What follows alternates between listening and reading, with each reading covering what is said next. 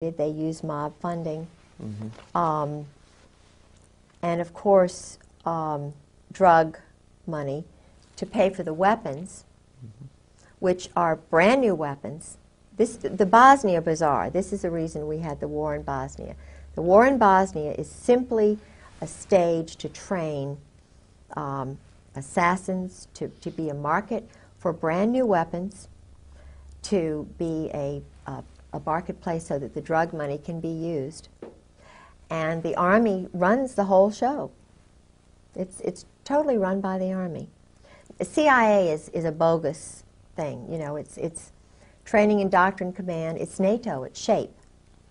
Supreme Headquarters Allied Powers Europe, started by Eisenhower. It's a totally independent corporation.